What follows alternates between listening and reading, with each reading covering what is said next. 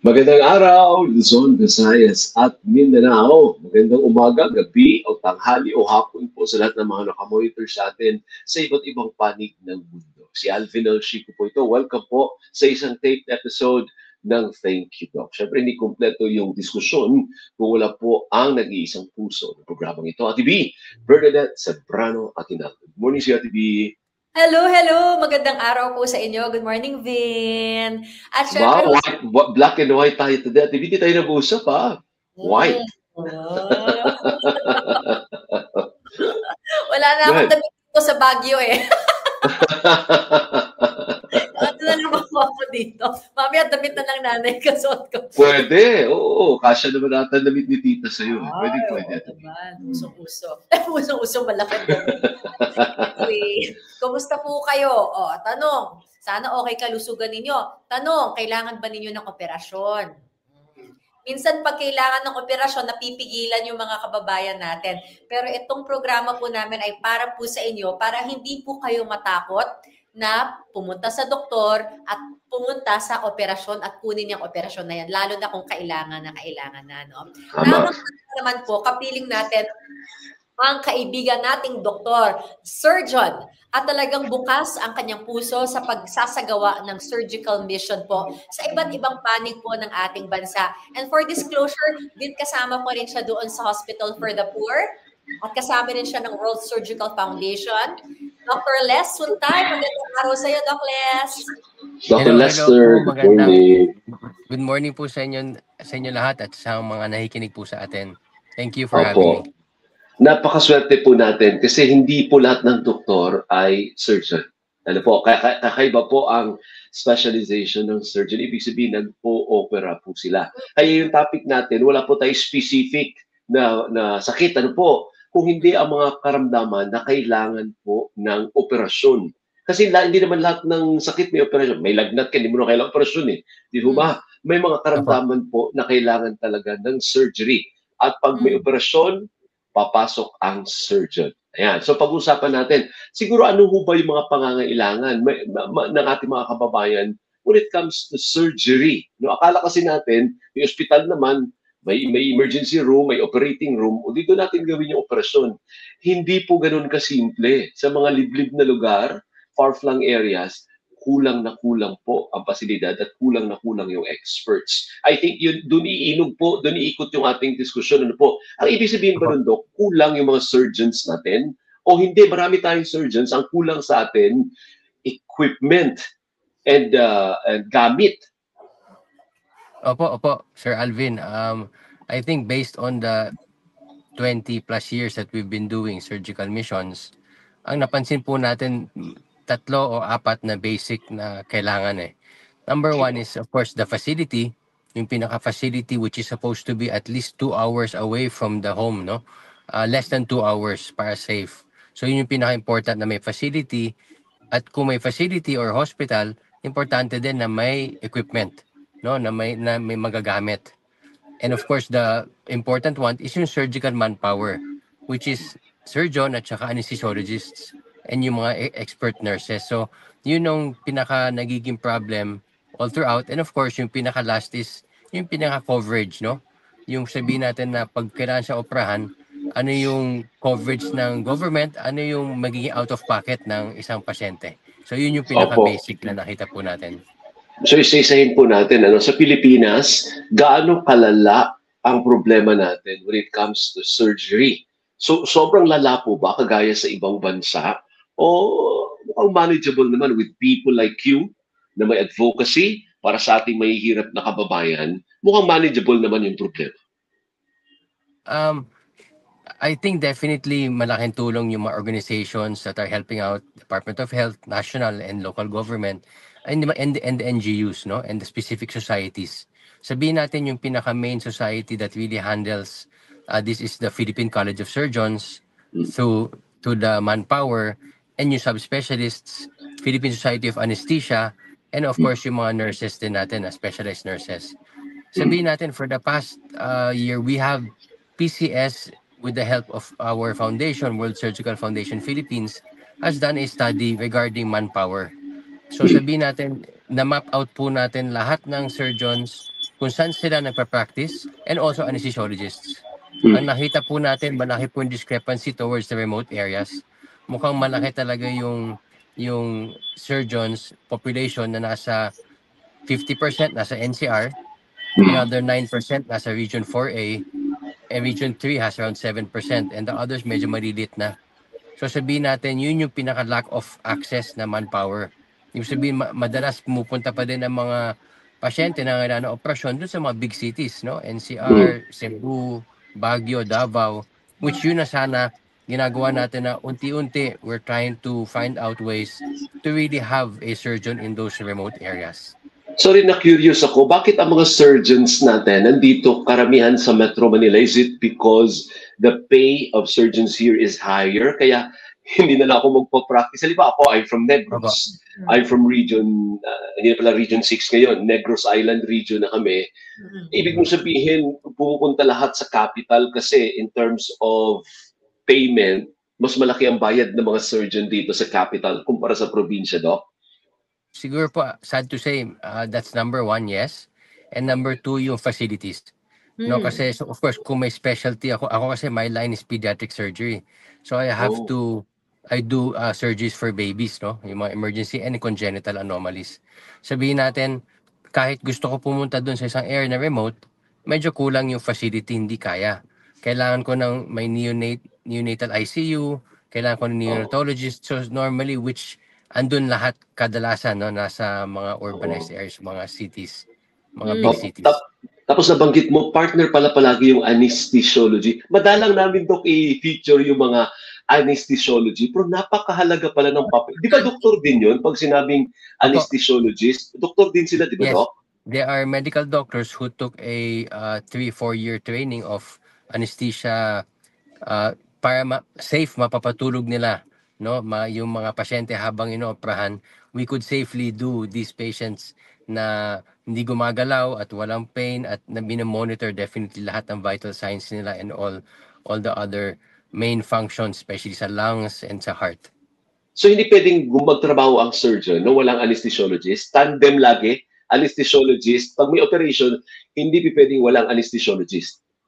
Opo, that's patient safety, definitely kailangan yung dalawa.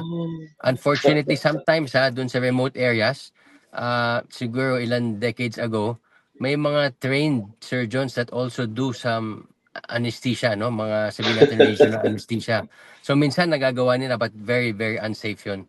Definitely maganda pa din talaga na may anesthesiologist and a surgeon. Yeah. We will take note of that before Ate B asks her questions. We'll take note. Marla, paki-take note. Let's get anesthesiologist. Wala pa tayo. Ate B, madalang. As a matter of fact, I can't remember featuring an anesthesiologist. Natatopic ba natin yun? Hindi pa. Pero meron na ako naiisip. Ang lola ni Dr. Suntay, sobrang respected anesthesiologist sa Makati, promise. Ayun, sige, i-ano natin, i-feature natin. Meron na raw sabi ni Marla, nag-once. She passed away last year. She passed away already. Oh, I'm sorry to hear that. She was 96 also. 96, ha? Yes. Well, hindi si Doc. I'm pretty sure si Doc maraming kilalang anesthesiologist. We can also feature the society, no? Ano ba ang papel ng anesthesiologist? Sige, Doc, one of these days, hingi kami ng recommendation si Ate B. Ano po? Ate B, ikaw naman magtanong. Oo. Doc, nabanggit mo, matagal naman ang nagmi-mission. Di ba merong minor at mga meron ng mga surgery na pwedeng gawin na hindi masyado kompleto ang team, di ba? O kailangan... So we have minor surgery, which are yung mga sabihin natin bukol-bukol, cysts, lipomas, which are done outpatient, meaning pwede siyang pumasok tapos after the local anesthesia, tanggalin yung bukol, uwi din sila, no, on the same day. There are others na major surgery, definitely hindi kakayanin ang local anesthesia kasi we only have a limit. May certain limit lang to give to a body na anesthesia na local. So definitely pag bigger surgery, mas matagal po, definitely kailangan siya patulugin, no? Especially pag mga invasive or internal talaga yung mga surgeries. Definitely yun ang major. Yun ang tinatawag na major surgeries. Ano ba ibig sabihin ng surgery muna, TV? Pag sinabi bang surgery, kailangan may incision? Paano papasok yung surgery? Kailangan may break ng skin? Pag may break ng skin using a scalpel, Yes. Surgery yan. Yes, correct. So that's surgery that we sabihin natin we take care of yung disease, yung disease or pathology through surgical intervention, which is invasive. We have to open the skin through a certain area and be able to do the proper management. So, ibig sabihin yung circumcision, surgery yun. Opo, opo. Ng mga binata, That's- yung mga bata tayo, Doc, na nagpa-circumcise tayo, surgery yun, pero parang hindi naman surgeon yung gumagawa. Technically dapat surgeon, but sometimes nagagawa din ng general practitioner yon, a general doctor. So kasi it's a minor procedure, normally nagagawa din po safely. Okay.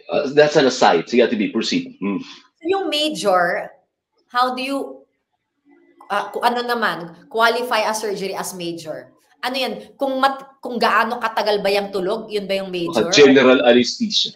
Oo. No, normally they term a patient as major specifically when a patient really has to be put to sleep, no? Technically.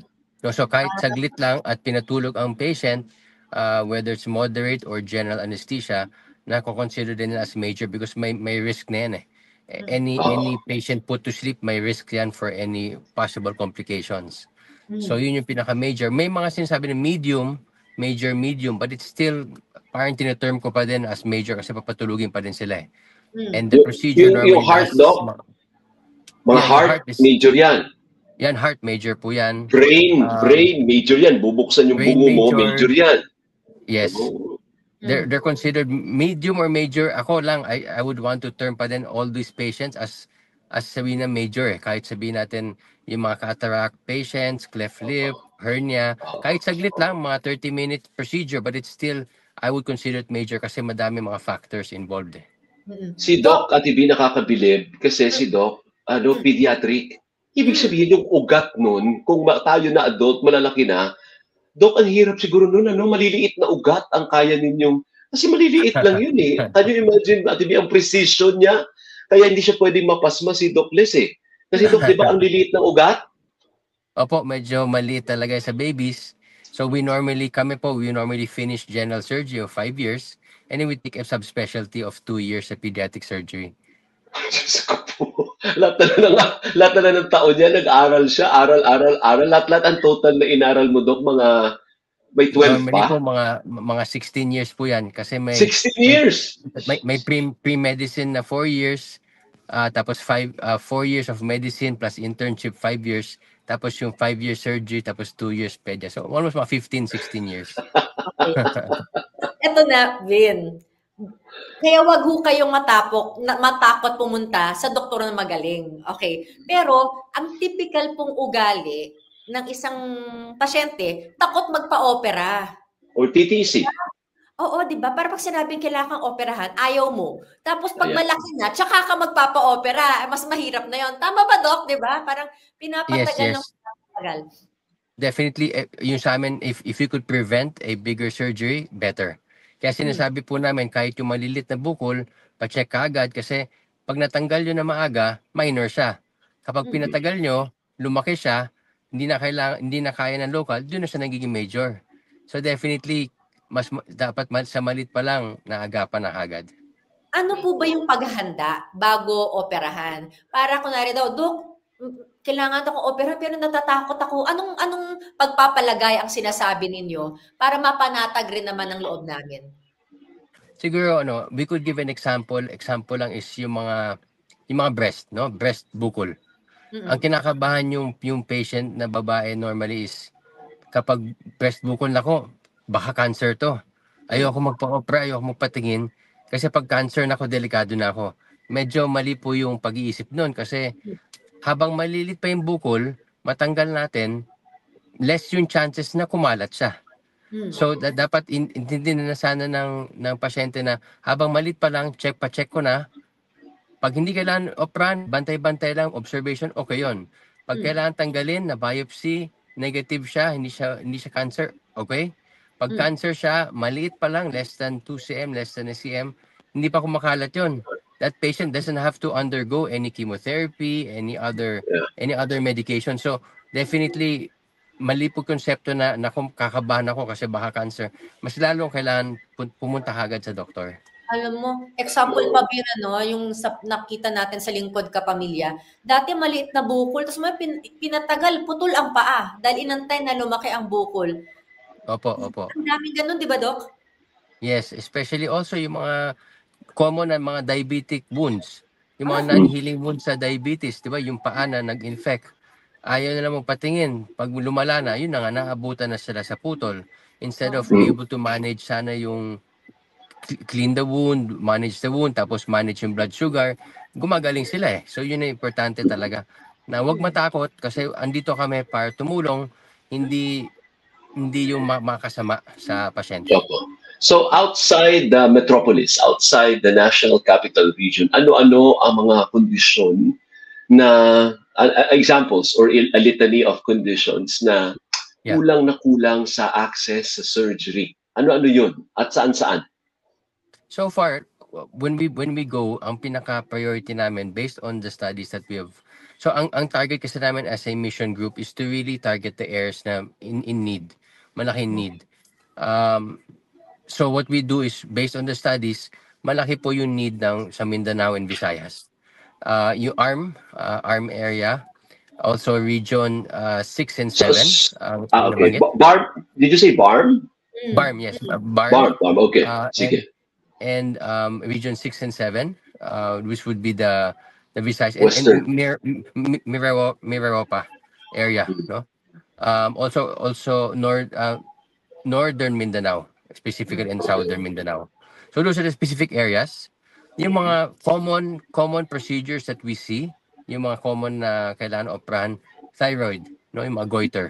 Yung bosyo, marami may bosyo doon, yung lumalaki dito. Madami pong bosyo talaga. Tapos yung sa breast, yung sa gallbladder, yung sa luslos, tapos yung mga almoranas, saka fistula.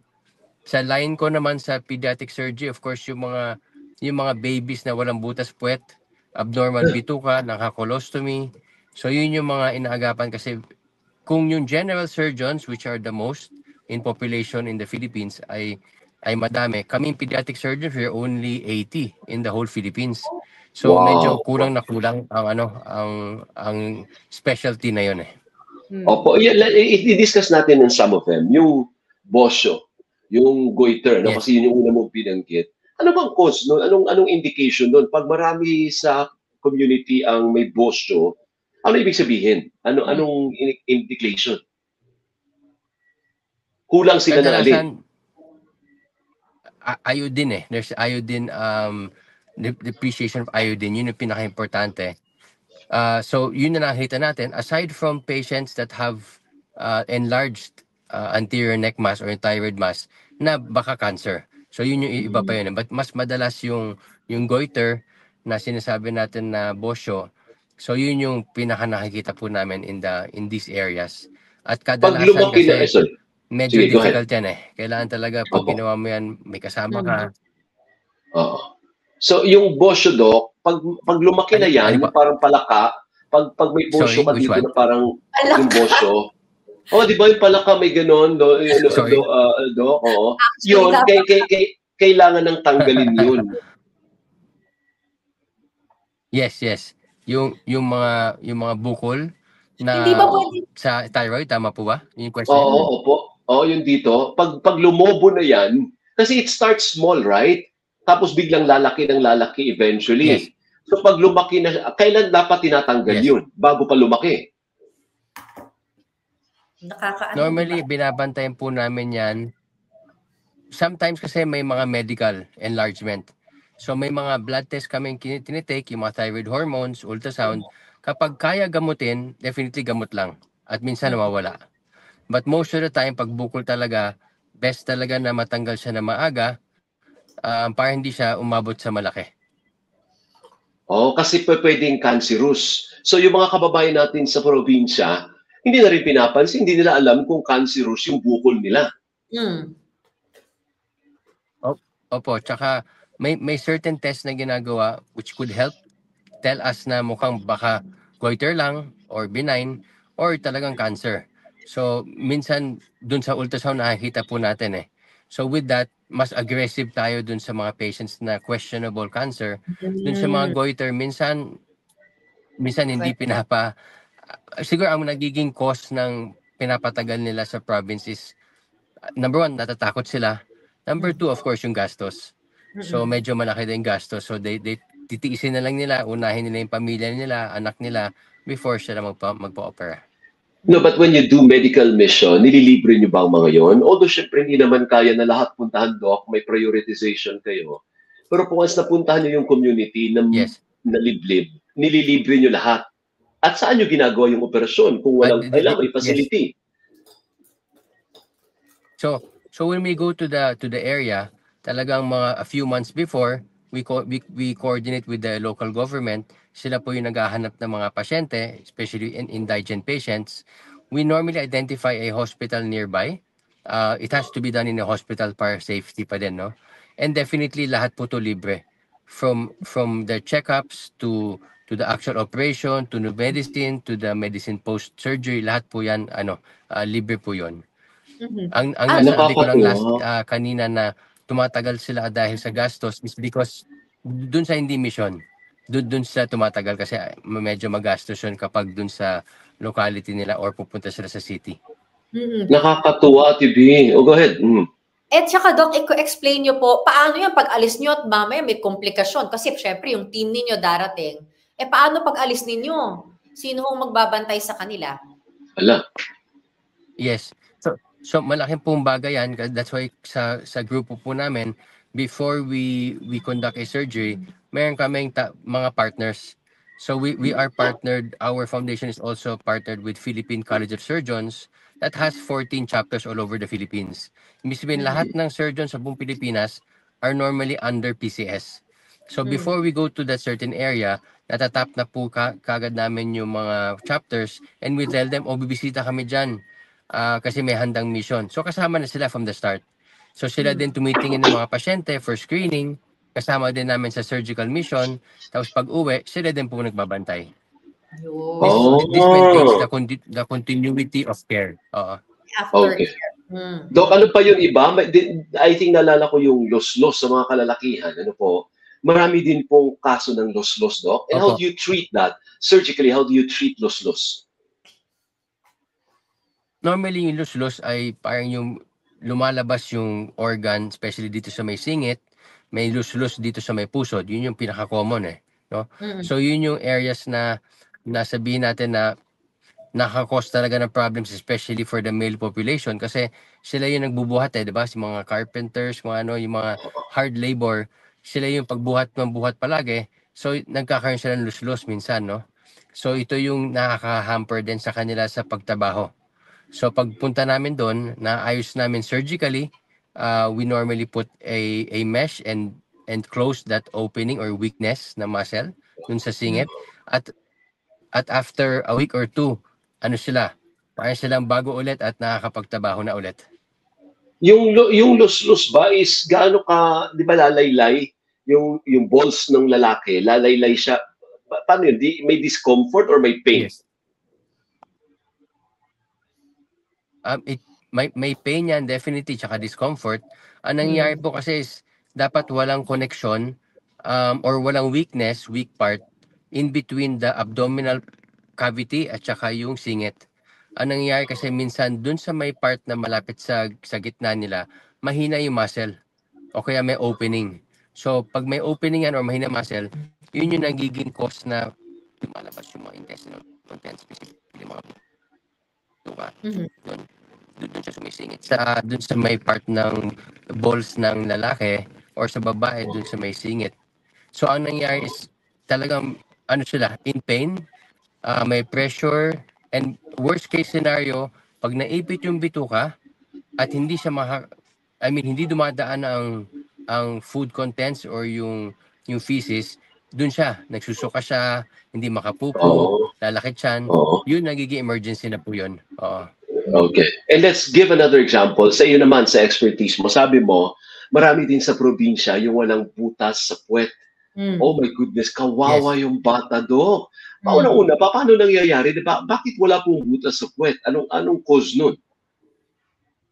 So madami siyang noted causes sa literature, no? One is, sabihin natin, common is yung exposure yung mother sa mga smoking, drinking, sa drugs, sometimes yung malnourishment din ng bata. Sabihin natin yung babae ay underage, no? Madami din tayo nakakita na mga teenage pregnancies.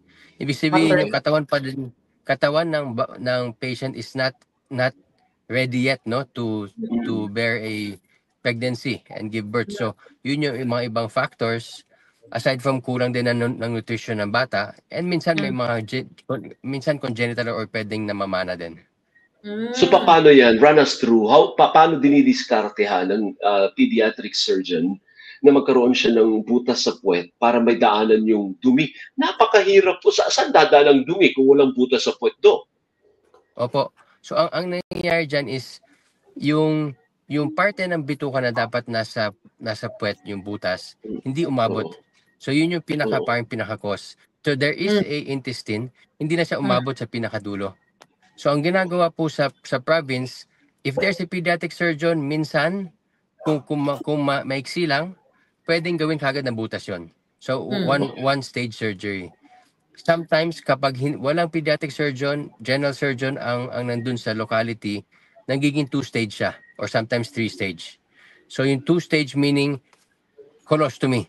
Ilalabas yung bituka dito sa may tiyan, dito siya magpupupo muna ang baby.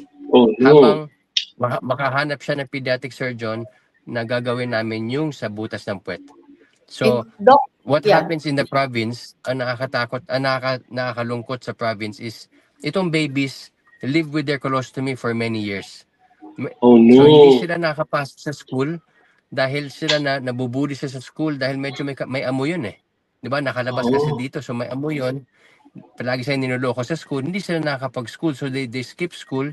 And then doon pa lang pag nagawa na yung proper surgery, doon na sila nakakabalik. So ito yung sometimes nakakalungkot sa mga ibang pasyente.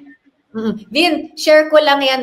Yun yung nasamahan ko sa General Santos with kina Doc sa World Surgical Foundation. May colostomy, Ate B? May mga sinarhan sila kasi mga naka-colostomy bag pa yung mga bata. So, yan kasi dumating yung mga volunteer doctors, yung mga kagaya ni Doc, para masarhan na nga yung mga lumuwas sila doon sa probinsya. So, meron kami focused mission na lahat bata lang. So dala namin lahat ng pediatric surgeons, siguro mga 15 kami na surgeons pupunta doon sa locality na pediatrics from Manila or from other areas. Tapos gagawin namin lahat ng backlog nila. So normally mga 25 to 30 to 35 patients na bata. So nakakatawa kasi pag na-close mo na yung colostomy, nakakadumi na sila normal. So parang sila graduate. Kasi minsan 1, 2 or 3 stages eh. So siyempre sa pagsabihin natin, okay, second operation, after 2 years, next operation. So medyo nakakatuwa sa pamilya, pati sa bata na, oy, graduate na ako. Pwede na ako pumunta sa school ulit. Paano yun, Doc? Pag naging adult na yung bata, di uulitin ulit yung operasyon? Kasi syempre malaki na yung katawan niya, mas maraming dumi na ngayon ang kailangan niyang ilabas sa katawan niya. Normally, nag-a-adjust na din ang anus nun. So, kahit one time lang na magawa yung puwet, magawa yung anus, kapag through age, nag-a-adjust din yan. So, hindi naman kailangan i-adjust. Kadalasan. So ibig sabihin pala, talagang babalik sa normal ang buhay ng bata. Yun ang pinakagusto po natin. Na makapagpamuhay isang bata, normal life after these surgeries. Nakakatuwa naman yun. Pero bagamat nakaka-35 kamo kayo in one trip, marami pa rin, Doc. Marami pa rin ang kailangan ng ganyang aksyon. Medyo madami pa po eh. Actually, ito yung isang study na gusto din sana namin makuha as a foundation and society is kung ano talaga yung actual number. So, yun ang actually kulang. May manpower study tayo on saan yung surgeons, anesthesiologists, may facility study tayo kung saan yung areas na kailangan ng facility and equipment. Ang pinakakulang talaga is actual number. Kung ilan pasyente yung nag-aantay ng actual surgery. Kasi with this data, mas mabilis yung action natin eh. At saka yung planning, mas magiging buo. Okay. So we have 10 minutes left, Doc. Let's focus on the last 10 minutes sa anong dapat nating gawin? Ano ba yung recommendation niyo maybe for government and local Yes. government and the private sector? Ano bang pwede nating gawin para mapabilis pa ang pagtulong sa ating mga kababayang kapos? Ano po? Doc, siguro sama na rin natin yung doon sa recommendation, yung problema sa CT scan, pamasahe, lahat yun kasama sa problema sa operasyon. Go ahead po. Yes. Okay. Thank you. So definitely may mga action naman na ginagawa ang mga grupo, DOH, government, but I think medyo mas sabihin natin we have to prioritize it more, no? So, for the past few decades, ang prioritization kadalasan ng even WHO has been specifically on the diseases, no? Yung mga nahahawa na disease. Pneumonia, HIV, TB, etc. Communicable. Medyo napag-iwanan na talaga ang surgical part, no, na need. And to think na ito yung pinaka malaking gastos. Kung kailangan magpa-opera ang isang pasyente, talagang nagbebenta pa sila ng mga baboy na para magpa-opera. So yung livelihood nila nawawala. So going back to the plans, I think it really has to be a collaboration between the national, local government, and also the Congress. No? So definitely, yung tulong-tulong ang government and private sector and local government, national government, and executive department, pag nagtulong-tulong, plus the awareness, mukhang magagawa natin. Paano natin magagawa? I think the DOH, of course, has its priority. I-identify po niya dito sa Philippines kung saan yung lack of facility, lack of equipment, at popondohan niya para makompleto. On the part of the manpower, ang ginagawa ng society is we have to train surgeons, anesthesiologists, at i-deploy back to their homeland. No? Most of the time, ganun . Or magiging lucrative in a way na babalik sila doon para mag-serve and stay there and have a family. Doon na talaga sila mag-stay. So mas maganda yung access nun . Ang important sa mga patients, within 2 hours, makapunta sila sa any emergency na pwede sila operahan. So dapat ganun yung pinaka-access natin, ideally. On our part, as a foundation, we will continue doing, of course, our surgical outreach. But our main goal sana is to be able to help out national government, DOH, to create what we call a national surgical plan. So maganda yung plano, buo siya, buong Philippines. If there's, maybe hopefully our dream is in 10, 20 years, 30 years, pag wala ng mission, at means successful tayo. Nagawa na po natin yung kailangan natin because may access na all throughout. Parang nasa yung first world country. So dapat yun ang pinaka-goal natin. So with that, definitely I think the next step should really be to identify kung nasan talaga yung mga patients in need, ano yung number, how many in each region talaga nag-aantay down to the barangay level. Dito tayo makakapag-ayos talaga ng plano na, mukhang mas kailangan talaga ng BARM, mas kailangan ng mga Eastern Visayas. These areas are really, sabihin natin, kulang na kulang. So we could identify certain areas, may prioritization in need. So I think with that, slowly makikita natin data bumabagsak. Yun yung ideal. Yes. Doc, bakit ganon? Hindi ba na-identify? Maybe we can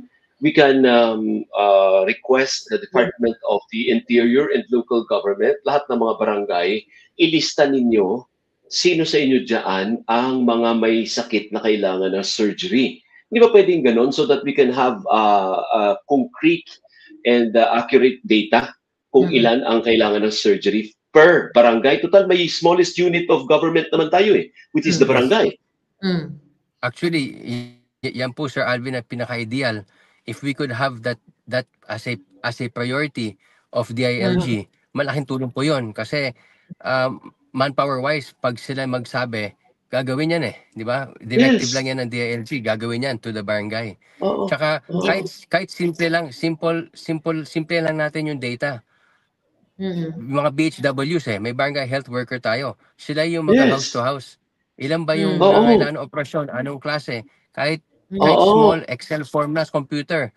Tapos update, I think we could get a good data pag ganun. Yes. Hindi naman ganun kakomplikado yun, Ate B. At saka yung mga barangay health workers, talaga naman by the nature of their work, talagang naikot yun sa barangay, Doc. Kaya kung bagay wala namang additional work, additional listing lang. Magaan lang naman yun kung may pro forma na, di ba?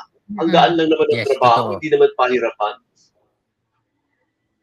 Plus pag may data po tayo nito, makikita na ngayon ng ng Senate, Congress, DOH ay malaki palang Yes. kailangan dito sa sa Samar. Yes. 'Di ba? Ito pala yung Yes. kailangan natin na pasyente. Specialty, let's say, madami palang goiter doon. Magpadala tayo ng specialista for goiter. Pag mga bata, mas madami bata dito, magpadala tayo ng pediatric surgeon doon. So medyo Yes. yung gap will be closer. Yung gap ng surgical Tama. access mas maliliit. Oo. Tama. Actually, may isa pang pwedeng gumawa niyan. Mga congressman. Total, yaman din lang na may mga pork barrel naman sila. May mga additional funds sila pang flood control. Di ba? Ingit-ingit na naman ako Yes. Ang daming pera for flood control. Di ba? Pumasok na naman sa isip ko ulit. Nabubusit na naman ako sa pera. Di ba? So, pwede na lahat kasi may district at B.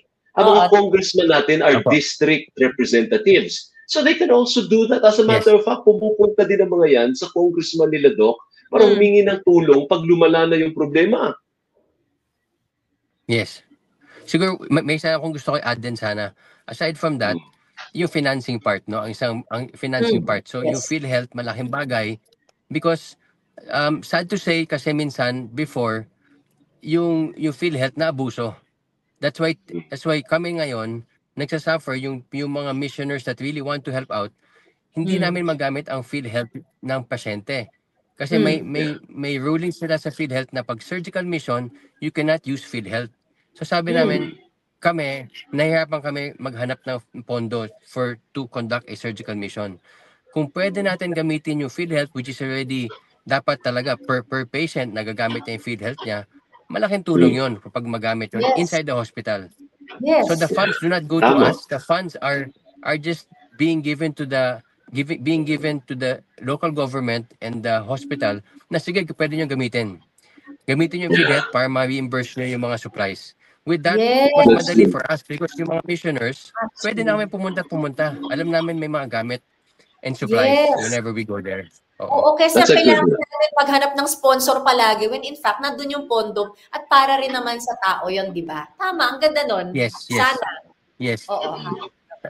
Sana magawa natin. Ngayon, in the meantime, na wala pa po yan, yung lahat ng mga sinasuggest natin ng mga recommendation, Doc, sa mga nakamonitor sa atin, baka may mga kamag-anak, may mga kapitbahay, may mga mahal sa buhay na urgently need yung surgery, po. Saan sila ngayon pwede makipag-coordinate? Halimbawa, sa malalayong lugar, pwede ba kayong kontakin yung foundation nyo?